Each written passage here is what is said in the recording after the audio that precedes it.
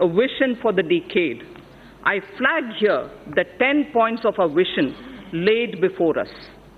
Building physical, social infrastructure, digital India reaching every sector of the economy, pollution-free India with green Mother Earth and blue skies, Make in India with particular emphasis on MSMEs, startups, defense manufacturing, automobiles, electronics, fabs and batteries, and medical devices, water management, clean rivers, blue economy, space programs, Gaganyaan, Chandrayaan, and satellite programs, self-sufficiency and export of food grains, pulses, oilseeds, fruits and vegetables, healthy society, Ayushman Bharat, well-nourished women and children, safety of citizens, Team India with Jan Bhagidari, minimum government, maximum governance.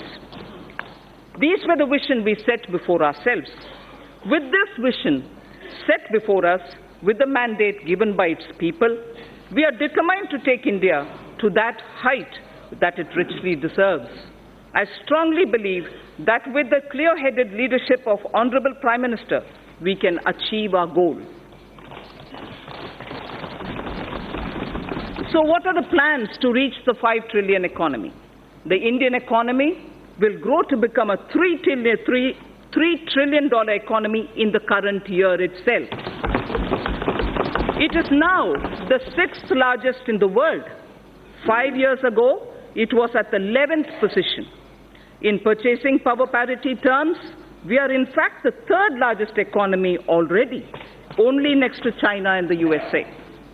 To attain this and more, we need to continue undertaking many structural reforms.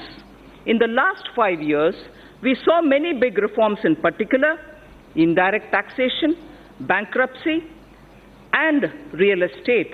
While these reforms were happening here in the Parliament, the common man's life was being changed through mudra, loans, to help him to do his business, and through several programs, it was being ensured that his or her kitchen had become smokeless. His or her house got electricity connection, and women's dignity was respected with the provision of toilets in home. The common man was served even as a major transformational reforms were being rolled out. And for this to continue, we need to invest heavily in infrastructure, in digital economy, and on job creation in small and medium firms. Respected Speaker, sir, it took us over 55 years for the Indian economy to reach $1 trillion. But when the country and her people's hearts are filled with Asha, Vishwas, and Akanksha, that is, when the hearts are filled with hope, trust and aspirations, we, in just 5 years, added $1 trillion.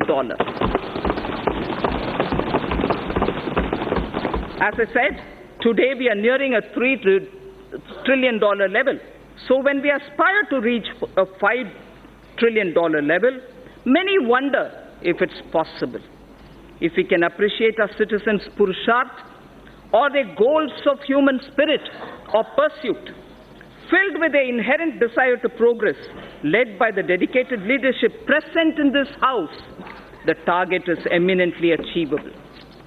All of India's private sector industries, small, medium, or large, have played a substantial role in growing our economy. I recall the words of an eminent industry leader who said that his company's growth has always aligned itself with India's growth, before and post-independence. So if before independence, India Inc. understood Swadeshi, today they understand Make in India. We do not look down upon legitimate profit earning. Gone are the days of policy paralysis and license quota control regimes. India Inc. are India's job creators. They are the nation's wealth creators.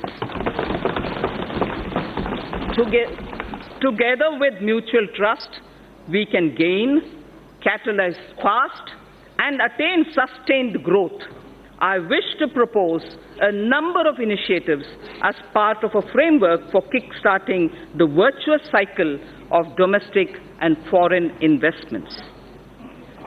Connectivity is the lifeblood of our economy. The government has given a massive push to all forms of physical connectivity through Pradhan Mantri Gram Sadak Yojana, industrial corridors, dedicated freight corridors, Bharatmala and Sagarmala projects, Jal Marg Vikas and Udan schemes. While the industrial corridors would improve infrastructure availability for greater industrial investment in the catchment regions, the dedicated freight corridors would mitigate the congestion of a railway network benefiting the common man.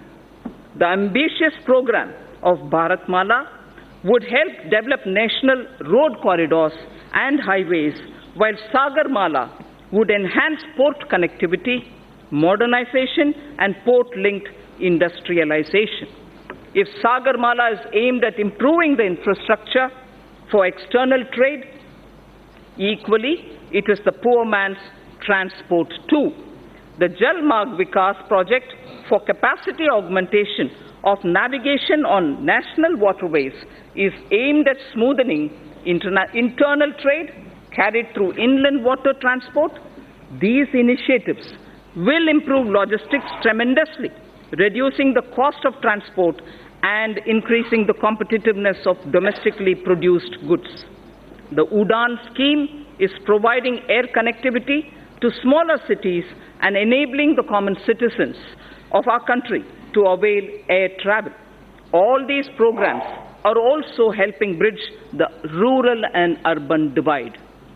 As the world's third largest domestic aviation market, the time is ripe for India to enter into aircraft financing and leasing activities from Indian shores. This is critical to the development of self-reliant aviation industry, creating aspirational jobs in aviation finance, besides leveraging the business opportunities available in India's financial special economic zones, namely International Financial Services Center, the IFSC. Government will implement the essential elements of the regulatory roadmap for making India a hub for such activities. For providing an enabling ecosystem for growth in India of maintenance, repair and overhaul, MRO, maintenance, repair and overhaul industry, it is proposed to leverage India's engineering advantage and potential to achieve self-reliance in this vital aviation segment. Government will adopt suitable policy interventions to create a congenial atmosphere for the development of MRO in the country.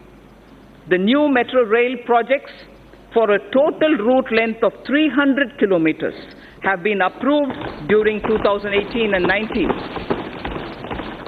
Also, during 2019, about 210 kilometers metro lines have been operationalized. With this, 657 kilometers of metro rails network has become operational across the country.